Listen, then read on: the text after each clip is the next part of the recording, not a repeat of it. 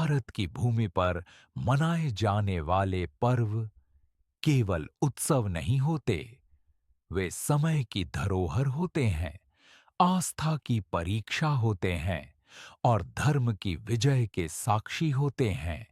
आज की यह कथा रंगों से पहले अग्नि यह कथा है अहंकार और भक्ति के टकराव की, एक पिता और पुत्र के संघर्ष की और उस दिव्य लीला की जिसे संसार होली के नाम से जानता है।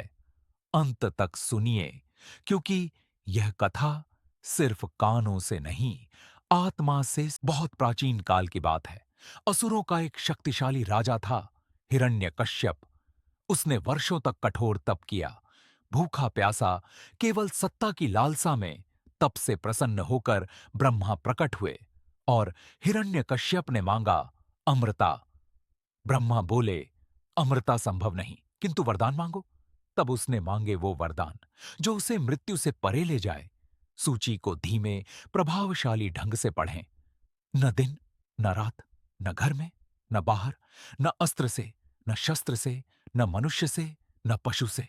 वरदान मिलते ही उसका अहंकार देवताओं से भी बड़ा हो गया। उसने घोषणा कर दी, अब इस सृष्टि में केवल मेरी। उसी असुर के घर जन्म हुआ एक बालक का, प्रहलाद। माता के गर्भ में ही नारद मुनि के उपदेशों से उसका हृदय विष्णु भक्ति से भर गया। बालक प्रहलाद खेलते खेलते जप करता, नारायण नारायण। गुरुकुल में गुरु पूछते, सबसे बड़ा कौन? प्रहलाद उत्तर देता, भगवान विष्णु। जब यह बात हिरण्यकश्यप तक पहुंची, उसका क्रोध ज्वालामुखी बन गया। संवाद शैली। हिरण्यकश्यप, मैं तेरा पिता हूं, मैं ही भगवान हूं। प्रहलाद शांत स्वर, पिता। हिरण्यकश्यप ने आदेश दिया, इसे मार दिया जाए। एक एक कर मृत्यु के सभी द्वार खोले गए, पहाड़ से गिराया गया, विष पिलाया गया, हाथियों से कुचलवाया गया, समुद्र में फेंका गया। हर बार एक ही चमत्कार हुआ, प्रहलाद बच गया और उसके मुख से निकला नारायण। भक्ति जब पूर्ण होती है तो मृत्यु भी मार्ग बदल। अब आई आखिरी योजना। हिरण्यकश्यप की बहन होलिका, जिसे वरदान था कि आग उसे जला नहीं सकती। आदेश हुआ, होलिका प्रहलाद को गोद में लेकर अग्नि में बैठेगी। नगर इकट्ठा हुआ, अग्नि प्रज्वलित हुई। प्रहलाद ने आंखें मूंद लीं और नाम लिया नारायण। और तभी हवा बदली, होलिका जल उठी और प्रहलाद सुरक्षित रहा। यही है होलिका दहन, अधर्म के दहन की रात। यही कारण है कि आज भी होली से एक दिन पहले होलिका दहन किया जाता है। बुराई पर क्रोध में अंधा हिरण्यकश्यप गरजा, कहां है तेरा भगवान?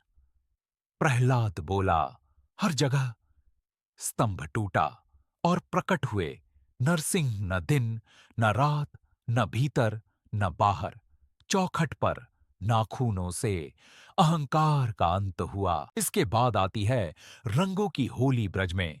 भगवान श्री कृष्ण को चिंता थी कि वे सांवले हैं और राधा गोरी। मां यशोदा ने मुस्कुराकर कहा, कान्हा, राधा के रंग में रंग लगा दो।